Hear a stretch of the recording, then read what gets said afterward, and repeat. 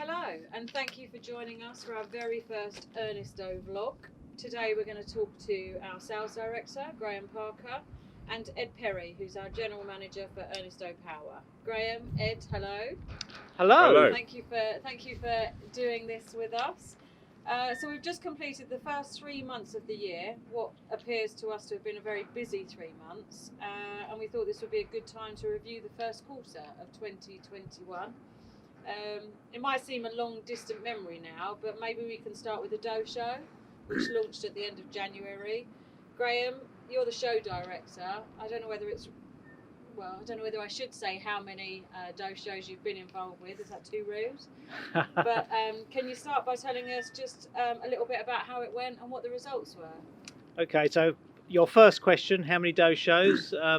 It's certainly north of 30. I don't know how many exactly, but yeah, more than I cared to remember, really. The Doe show this year had to be different. We couldn't have a physical Doe show, so we turned to technology and the internet, and we did our Doe show with a difference. We didn't know what was going to happen, but it turned out to be a fantastic event, and I can actually say, in terms of the pounds in orders taken, it was the best ever. So we're really pleased with the results. We got the timing about right. We were in the lockdown at the time. Our customers were pretty fed up and wanted something to do. So thankfully they came and visited us online and spent their money, which is fantastic. Great news. So Ed, how did you find it with the Case IH products? We had a very strong show. We've had a very strong start to the year, certainly better than last year. I think one of the traps those of us that work at Alting can fall into is thinking that all our customers come to the Doe show, but we cover a large area. Our Case area is North Norfolk to Brighton, effectively. It's a big chunk of the country. Lots of those customers wouldn't come to the Doe show in a normal year. So by doing a lot more online and making it a lot more accessible to them, I think it really added something this year, actually. Oh, excellent. So normally, as I understand it, we have the Doe show. It's a good opportunity to clear out a lot of the old stock. We've got all the new orders in place, ready to come in for the spring. But how is the supply chain working? I understand that we've got rid of quite a lot of our used stock at the Doe show. What's our position right now with our machinery levels? So used stock in particular, we had a fantastic Doe show selling our used stock. We shipped items literally all around the world. So we are in a position now, and again going back to my 30 odd years, we have as little used equipment as we've had in all that time that I remember. So we are looking for good used equipment. As far as new supply is concerned, we have a perfect storm. We have the sort of fallout from Brexit, which maybe hasn't been as great as people expected, but that has certainly had an impact on supply. We've had the COVID situation whereby factories can't get components to build machinery.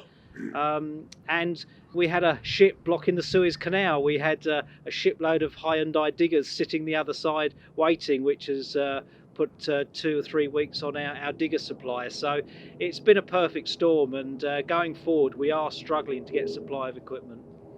Okay, and Ed, on the Case side of things, what are your stock holdings like for Case? Have you got machinery for demonstrations? Yeah, we do. We're very lucky, and it's to a certain degree it is luck more than judgment that we placed large stock orders. Tail end of last year we recognised that it possibly would be an issue this year. We needed to place those orders, and we did. So we started out with good stock. We've seen very strong sales, and we are seeing delays. We've scheduled our orders to be arriving now, and we are seeing it delayed. So all dealers constantly tell customers they need to place their orders early, or they won't get the tractors. To agree, they don't believe us. It is absolutely true this year, and anybody that wants a tractor for after harvest really needs to start thinking about ordering it now. Okay.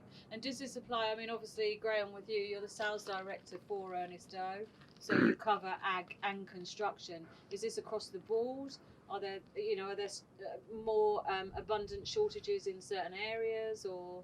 So agriculture is one thing, and as Ed said, we have placed forward orders. So if you take something like SIP, which is our grass machinery franchise, we kind of saw this coming, so we placed the order last September, October, and we took our equipment in early. So we have plenty to sell at the moment, but new orders going forward will be a problem. But it's actually even worse on construction, and traditionally in construction it's a very up and down business. This time last year, when we were in our first lockdown, our construction sales just fell off a cliff, and literally we were going backwards rather than forwards. However, 12 months later, we just cannot get enough supply. And I can tell you now that we're placing orders 18 months in advance for some of our construction suppliers. So Thwaites, Bomag, Hyundai, we're looking certainly between 12 and 18 months in the future to try and get supply. Supply at this very moment in time is very limited, very frustrating. We could sell more if we could get the stock at the moment, but that's not the case. And I just urge customers to think forward. Always think 6 months it may well take to get equipment, and in the future it may even be longer than that. So yeah, it's a frustrating position to be in, but there's literally nothing we can do. Okay, and on the part side of things, I mean, presumably is that affected? Are we, do we have a good holding of parts on the company? So again, we've tried to forward order, but we are being told by our suppliers now, especially suppliers of oil. Oil is becoming short and expensive, that the price is going up. Things like string and net wrap, they're going to be in very short supply once the season starts. We've got stock now, but we're not quite sure how we replace that stock when it's sold. So again, please think forward, and we'll work with you. We'll try our best to supply, but there may well come a time where actually we have to say no. We have no more. Okay, but for now we do have supply of kind of baler twines, and we're geared up for harvest At this very moment in time, but stocks are, the message is getting out there, let's be fair, and so our customers are coming and buying now. Buy enough now for the season. Don't come in season and need another big order, because I don't think it'll be there. Okay. And Ed, I was going to ask you about, because I can see there are a few Case IH machines in the sales yard here. You're kind of painting a bit of a bleak picture there about the availability of machinery, but are you still booking in demonstrations? Are we at the point where we're just saying it's just not worth doing those, or are we actively pushing those demonstrations? No, absolutely. We've got a full demo fleet from Quadtrack down. We have our normal demo fleet. We're waiting anxiously for the new long wheelbase Puma to arrive. It will arrive in time for autumn. Well, it will arrive in time for harvest demos. So no, it's absolutely business as normal. We've got a full fleet. Okay. All right. Well, thanks for your time today, gentlemen. It's really interesting to catch up with you guys and get your views on where we are at the moment. We'll be producing a monthly vlog covering all areas of our business. So this is our first attempt. So let's see how this one comes out. And if people watch it, then hopefully there'll be more to come. So keep tuned in on our social channels and message us if there's any topics that you'd like us to cover. Thank you. Thank you.